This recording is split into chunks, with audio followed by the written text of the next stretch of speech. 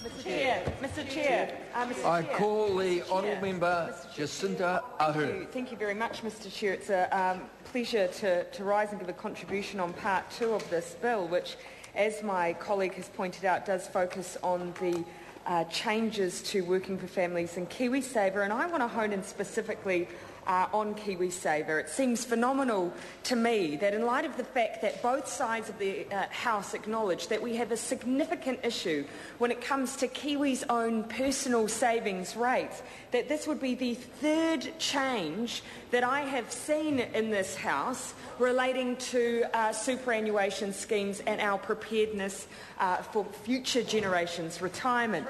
Now, members will remember that the first change was, of course, not only around the superannuation fund. I think the first budget I sat in this House and watched as the government claimed that out of necessity it would need to suspend payments into the superannuation fund.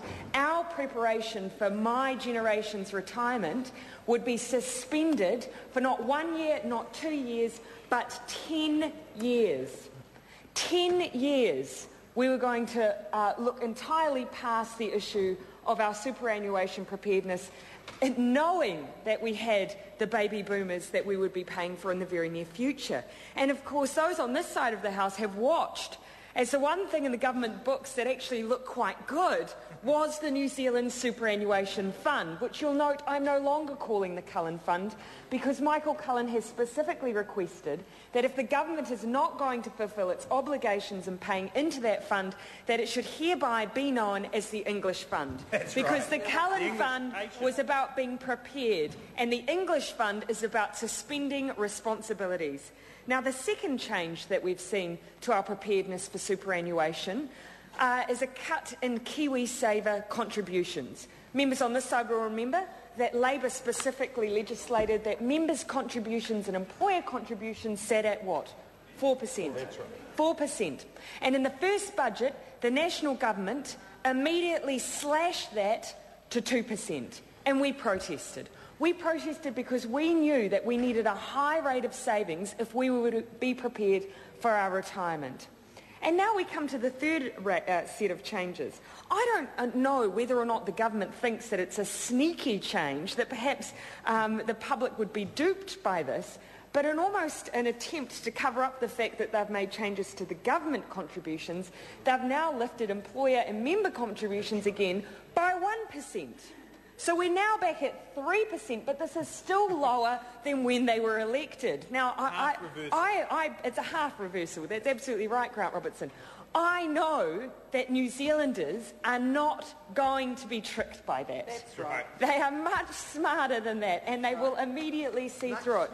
But why have the government done that? Why have the government lifted that rate again, despite saying, of course, in the beginning that it needed to be halved? Well, that's because they want to place an extra burden on their employers and on individual member contributions in lieu of the government picking up its responsibility. That's exactly what's happened. Government contributions in Part 2 of this bill have been halved, and they've also been capped. It's now been replaced, the $1,042 government contribution amount of the potential tax credit is being replaced by $521. Now, why does this matter?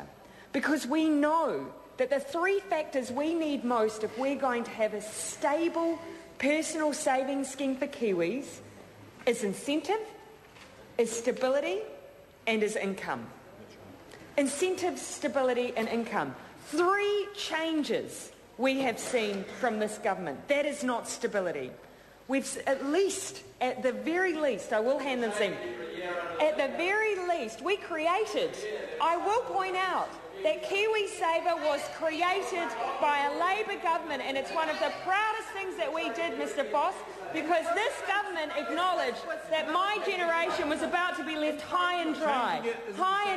And all you've done, Mr. Foss, all the government has done is prove that they have a short-term view when it comes to politics and electoral cycles, a short-term view. This is about the next election. This isn't about my generation. If this was about my generation, Can I refer members on the House who don't have the call and are interjecting on each other to Speaker's Ruling 63/7? I call the Honourable Member Jacinda Ardern. Thank you. 63/7 is one of my personal favourites. So thank you, Mr. Speaker. I do want to come back to the third element, though, Mr. Speaker, Mr. Chair. I call the Honourable Member Jacinda Ardern. Thank you, Mr. Chair. I appreciate that because, of course, I'd already covered off the incentive element, which I will acknowledge that the government has kept the $1,000 kickstart.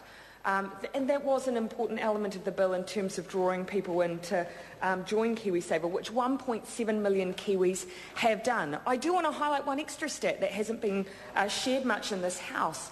500,000 of those are under 24-year-olds. 500,000. 500,000. It's a significant amount. Now, whether or not that's some parents are enrolling their young people very young, interesting point. We may need to look into that, but I applaud that because ultimately this scheme was about making sure that the young people in this country are preparing for their retirement. So that incentive was important. We've covered the stability issue and the fact that there's been a real lack on the other side of the House to acknowledge the importance of stability, and I think members would be interested in an interview with an ex-All Black, I believe, a national voter from Eltham, who I understand was on the radio this morning talking about the fact that in his view, the contract that he had signed with the government when he gave his vote to National had been broken. That's right. It was his view that the agreement that existed around what would happen with his super fund, which he signed into because he believed that the government would not honour its promise and ensure a universal pension scheme was available when he retired. So he bought into KiwiSaver and he thought that contract had been broken. I'd like to know how many other Kiwis feel exactly the same way. I do wager it would be many. So the stability issue is a significant one, and that is obviously what we're addressing in Part 2.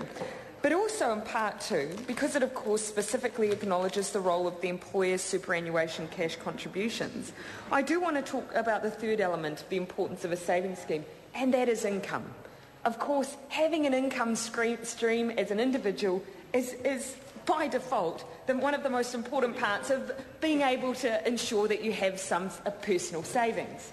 I'm sure we would all acknowledge in this House that if you are in a state of unemployment, even if you are drawing down government support at that time, it is nigh on impossible to survive, let alone save for your retirement. So income is important. So that does mean that this section is directly affected by the wider stimulus plan that the government has presented.